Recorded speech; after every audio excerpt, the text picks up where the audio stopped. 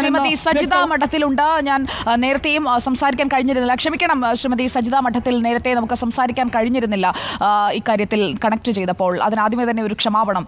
ഈ വിഷയത്തിൽ ഇപ്പോൾ വെട്ടിമാറ്റിയിരിക്കുന്ന പേജുകളാണ്. ഞങ്ങൾ അതേക്കുറിച്ചുള്ള കൃത്യമായ വിവരങ്ങൾ, ഈ റിപ്പോർട്ട് പഠിക്കാൻ കഴിഞ്ഞിട്ടില്ല എന്നാണ് പലരും പറയുന്നത്. പക്ഷേ ആ റിപ്പോർട്ട് പഠിച്ചതിന്റെ വെളിച്ചത്തിൽ നമുക്ക് ബോധ്യപ്പെട്ട കാര്യങ്ങളാണ് ഞങ്ങളിപ്പോൾ ഇന്ന് രാവിലെ മുതൽ പുറത്തുവിട്ടുകൊണ്ടിരിക്കുന്നത്. ഇക്കാര്യത്തിൽ 96ാമത്തെ ഖണ്ഡിക കഴിഞ്ഞ് 108ാമത്തെ ഖണ്ഡികയാണ് നമ്മുടെ മുന്നിലുള്ളത്. അത് ഒഴിവാക്കാൻ പറഞ്ഞിട്ടില്ല, പക്ഷേ അതിൽ വെരി വെൽ നോൺ ആക്ടേഴ്സ് എന്ന് പറഞ്ഞിട്ടുണ്ട്. പിന്നെ എന്തിനായിരിക്കും ഇത് മാറ്റിയിട്ടുണ്ടാവുക? ഈ വെട്ടിമാറ്റലൊക്കെ ആരെ രക്ഷിക്കാൻ വേണ്ടിയാണ്? ഇങ്ങനെ ഒരു സംവിധാനത്തിൽ നമുക്ക് നീതി പ്രതീക്ഷിക്കാൻ കഴിയുമോ? അത് നമ്മളെ സംബന്ധിച്ചിടത്തോളം വളരെ ഷോക്കിംഗ് ആയിട്ടുള്ള വാർത്ത തന്നെയാണ്. നമ്മൾ ഒരിക്കലും ഇങ്ങനെ ഒരു വാർത്ത വരുമെന്ന് പ്രതീക്ഷിക്കുന്നുണ്ടായിരുന്നില്ല. കാരണം ഗവൺമെന്റ് ഈ കാര്യങ്ങൾ കുറച്ചും കൂടി അവധാനതയോടുകൂടി ചെയ്യും എന്ന് തന്നെയാണ് പ്രതീക്ഷിച്ചിട്ടുണ്ടായിരുന്നത്. എന്താണ് സംഭവിച്ചതെന്നുള്ളത് നമുക്ക് ക്ലിയർ ആയിട്ട് അറിയില്ല. പക്ഷെ ഇത് കൃത്യമായിട്ടുള്ള തീരുമാനത്തിന്റെ ഭാഗമായിട്ട് ചിലത് പുറത്തേക്ക് വിടേണ്ടതില്ല എന്നുള്ളത് തീരുമാനിക്കുന്നത് ഗവൺമെന്റിന്റെ അപ്പുറത്തുള്ള ചില വ്യക്തികളാണെങ്കിൽ അത് വലിയ വിഷമം ഉണ്ടാക്കുന്ന കാര്യം തന്നെയാണ്. കാരണം നമുക്കിപ്പോൾ അറിയാം, ഈ റിപ്പോർട്ട് വന്നതിന് ശേഷം ഇത്രയും ഗൗരവമായിട്ടൊരു പഠനം, 233 പേജുള്ള പഠനം വായിച്ചു മനസ്സിലാക്കാൻ കഴിവുള്ളവരൊക്കെ ഫിലിം ഇൻഡസ്ട്രിയിലുണ്ട്. നമ്മൾ സ്ഥിരമായിട്ട് WCC ഇതിനെക്കുറിച്ച് റെസ്പോണ്ട് ചെയ്തുകൊണ്ടിരിക്കുക എന്നുള്ളതിന്റെ അപ്പുറത്തായിട്ട് വേറെ ഒരാളും വേറെ ഒരു ഓർഗനൈസേഷനും ഇൻഡസ്ട്രിയിൽ ഇല്ല, അല്ലെങ്കിൽ അവർക്ക് ഇതിനെക്കുറിച്ച് ഒന്നും പറയേണ്ടതില്ല എന്ന മട്ടിലാണ് അവരെല്ലാവരും പെരുമാറുന്നത്. അപ്പൊ അവരുടെയൊക്കെ തന്നെയുള്ള താല്പര്യം ഇത് പുറത്തു കൊണ്ടുവരാതിരിക്കാൻ വേണ്ടി കുറച്ച് പേജുകൾ മാറ്റിവെക്കാൻ, ചില റെഫറൻസുകൾ ഇല്ലാതിരിക്കാനൊക്കെ വേണ്ടിയിട്ടുള്ള ഇടപെടലുകൾ ഉണ്ടായിട്ടുണ്ടോ എന്നുള്ളത് നമുക്കറിയില്ല. അവരെല്ലാവരും ട്രോളുകൾ ഇറക്കിയിട്ടും സ്ത്രീകളെ തന്നെ പരിഹസിച്ചും കളിയാക്കിയും ഇതൊക്കെ ഇവിടെ ഇൻഡസ്ട്രിയിൽ ഗൗരവമായിട്ട് പണിയെടുക്കുന്ന സ്ത്രീകള് ഇങ്ങനെയൊക്കെ നിങ്ങൾ നിന്നതുകൊണ്ടല്ലേ നിങ്ങൾ പണിയെടുക്കുന്നത് എന്ന രീതിയിൽ കളിയാക്കിയും ഒക്കെയാണ് നമ്മൾ ഈ ദിവസങ്ങളിൽ നമ്മൾ ട്രോളുകളിലൂടെ കടന്നു പോവാണ്. സംസാരിച്ച സ്ത്രീകളെല്ലാം ഒരു തരം അറ്റാക്കിലൂടെയാണ് കടന്നു പോകുന്നത്. ഞങ്ങളെ വർക്ക് ഓൾറെഡി ബാധിച്ചിട്ടുണ്ട്, പക്ഷെ കൂടുതൽ ബാധിക്കും എന്നുള്ളത് ഉറപ്പാണ്. അത് അറിഞ്ഞുകൊണ്ട് തന്നെയാണ് ഞങ്ങൾ ഇതിൽ പണിയെടുക്കുന്നത്. പക്ഷെ എന്നിരുന്നാൽ പോലും ഇതൊരു ഭയങ്കര ഷോക്കിംഗ് ആണ്. ഇത്രയും ഒരു വാർത്ത വന്നിട്ട്, അല്ലെങ്കിൽ ഇത്രയും ഒരു ഗൗരവപ്പെട്ടൊരു പഠനം വന്നിട്ട് ഒന്ന് അവധാനതയോടുകൂടി ഇത് വായിച്ചിട്ട് ഇന്ന പ്രശ്നങ്ങൾ അതിലുണ്ട്, ഇന്ന പ്രശ്നങ്ങൾ നമ്മൾ പരിഹരിക്കേണ്ടതുണ്ട്, ഇന്നതിനെ നമ്മൾ തള്ളിക്കളയുന്നു എന്ന് പറയുന്നതാണ് നമ്മൾ പ്രതീക്ഷിച്ചത്. അങ്ങനെയുള്ളൊരു സ്റ്റാൻഡ് പോലും ഇത്തരം ഓർഗനൈസേഷന്റെ ഭാഗത്തുനിന്ന് ഉണ്ടാവാതിരിക്കുന്ന അവരുടെ സൈലൻസ് ആണ് യഥാർത്ഥത്തിൽ ഇതിലേക്ക് റിഫ്ലക്ട് ചെയ്യുന്നത്. എന്നെ സംബന്ധിച്ചിടത്തോളം അവര് ശ്രീമതി സജിത മഠത്തിൽ ഇപ്പോൾ ഈ റിപ്പോർട്ട് പൂർണ്ണമായും, അതായത് മുഴുവൻ പേജുകളും എടുത്ത് വായിച്ചു നോക്കാൻ സമയം കിട്ടിയില്ല എന്ന് പറയുന്നവർക്ക് ഈ 96ാമത്തെ ഖണ്ഡിക മാത്രം ഒന്ന് എടുത്ത് നോക്കിക്കഴിഞ്ഞാൽ അതിന് അപ്പുറത്തേക്ക് എഴുതി വെച്ചിരിക്കുന്ന കാര്യങ്ങൾ എന്താണ് എന്നതിന്റെ കറക്റ്റ് റെഫറൻസ് ആണ് ആ ഖണ്ഡിക. അതിൽ 6 വാചകങ്ങൾ മാത്രമാണുള്ളത്, അല്ലെങ്കിൽ 6 ലൈനുകൾ മാത്രമുള്ള ഒരു ചെറിയ ഖണ്ഡികയാണ്. On analysis of evidence placed before us, we are satisfied that women face sexual harassment even from very well known people in film industry who were named before the committee. അതായത് ഈ ഉന്നതരുടെ പേരുകൾ ഈ കമ്മിറ്റിക്ക് മുന്നിൽ വെളിപ്പെടുത്തിയിരിക്കുന്നു, തെളിവുകളുടെ അടിസ്ഥാനത്തിൽ വെളിപ്പെടുത്തിയിരിക്കുന്നു.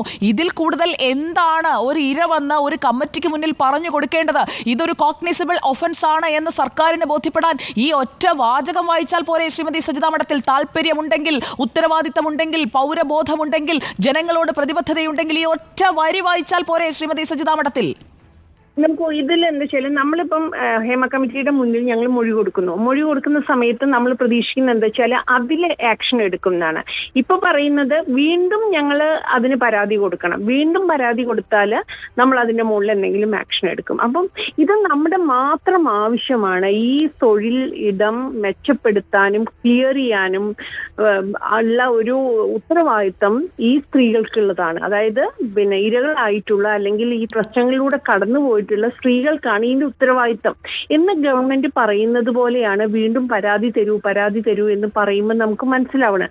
ഏതായാലും ആ പ്രശ്നം കുറെയെങ്കിലും പരിഹരിച്ചു എന്ന് വിചാരിക്കാൻ, കോടതി അതിൽ ഇടപെട്ടത് കൊണ്ട്. പക്ഷെ എന്നാൽ പോലും ഇവരെല്ലാം ഇതിലൂടെ, ഈ ട്രോമയിലൂടെ കടന്നു പോകണം. ഈ ട്രോമ ഞങ്ങൾ കണ്ടിട്ടുള്ളതാണ്. ഇങ്ങനെ പറയുന്നവര് പരാതി കൊടുത്തൂടെ എന്ന് പറയുന്നവരുടെ 4 പ്രശ്നങ്ങളിൽ ഇടപെട്ട് കഴിഞ്ഞാൽ അവർക്ക് മനസ്സിലാവും ഈ സ്ത്രീകൾ എത്രമാത്രം ട്രോമയിലൂടെ കടന്നു പോകുന്നു. പ്രത്യേകിച്ച് കേസിന് പോകുന്ന സ്ത്രീകള് നമുക്കറിയാലോ ഒരു കേസ് നമ്മുടെ മുന്നിലുണ്ടല്ലോ, 7 വർഷമായിട്ട് ഒന്നും സംഭവിക്കാത്ത ഒരു കേസ് നമ്മുടെ മുന്നിലുണ്ട്.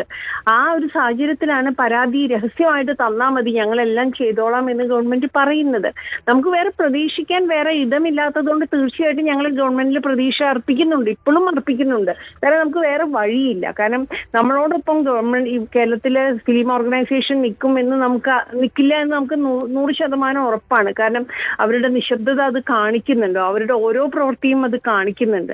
ഒപ്പം നിൽക്കില്ല എന്ന് മാത്രമല്ല ശ്രീമതി സജിത മഠത്തിൽ, ഇന്ന് എക്സിക്യൂട്ടീവ് കമ്മിറ്റി യോഗം ചേർന്ന്, അതായത് ഒരു ഇൻഡസ്ട്രിയെ ബാധിക്കുന്ന അല്ലെങ്കിൽ ഒരു ഇൻഡസ്ട്രിക്കുള്ളിലെ പ്രശ്നങ്ങളെ കുറിച്ച് പഠിച്ച ഒരു കമ്മിറ്റി റിപ്പോർട്ട് 4.5 കൊല്ലത്തെ ഇടവേളയ്ക്ക് ശേഷം പുറത്തു വന്നിരിക്കുകയാണ്.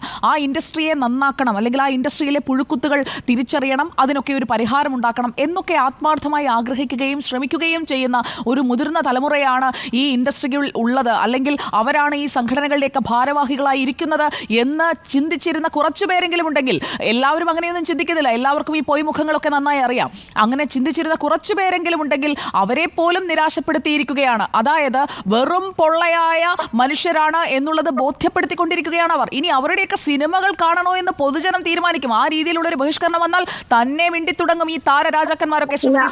നമുക്ക് എല്ലാവർക്കും അറിയാം, അതൊന്നും സംഭവിക്കാൻ പോവാത്ത കാര്യം തന്നെയാണ്.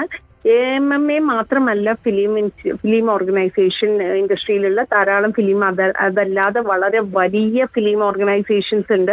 WCCA പോലെയുള്ള ആളുകൾ കാരവനിൽ ഇരുന്ന് ഫേസ്ബുക്കിൽ പോസ്റ്റ് എഴുതുന്നവരാണ് എന്ന് പറഞ്ഞ് പരിഹസിക്കുന്ന, അവരുടെ വലിയ സമ്മേളനങ്ങളിൽ പരിഹസിക്കുന്ന നേതാക്കന്മാരും കേരളത്തിലുണ്ട്. അവരാരും ഇതുവരെ ഒരു അക്ഷരം മിണ്ടിയിട്ടില്ല. വളരെ ബുദ്ധിജീവികളായിട്ടുള്ള, ഇംഗ്ലീഷ് വായിച്ചാൽ മനസ്സിലാവുന്ന ആൾക്കാർ തന്നെയാണ് അവരൊക്കെ. അപ്പൊ ഈ നിശബ്ദതയാണ് സത്യം പറഞ്ഞാൽ പേടിപ്പെടുത്തുന്നത്. എന്തെങ്കിലും പറഞ്ഞാൽ നമുക്ക് വളരെയധികം ഇന്ന പ്രശ്നമുണ്ട്, അല്ലെങ്കിൽ പ്രശ്നമില്ല, അത് നിങ്ങൾക്ക് തോന്നുന്നതാണ്, ഇന്ന കാരണങ്ങൾ കൊണ്ട് ഇത് തെറ്റാണ് നിങ്ങൾ പറയുന്നത്, ഹേമ കമ്മിറ്റി റിപ്പോർട്ട് ഇന്ന കാരണം കൊണ്ട് തെറ്റാണ് എന്ന് കൃത്യമായ പഠനത്തിന്റെ അടിസ്ഥാനത്തിൽ പറഞ്ഞാൽ അത് കേൾക്കാൻ ഞങ്ങൾ തയ്യാറാണ്. പക്ഷെ ഇവിടെ സംഭവിക്കുന്ന ട്രോളാണ് ചെയ്യുന്നത്, നിഷേധിക്കുകയാണ് ചെയ്യുന്നത്. ഇതാണ് നമ്മളെ സംബന്ധിച്ചിടത്തോളം ഏറ്റവും വിഷമിപ്പിക്കുന്ന കാര്യം.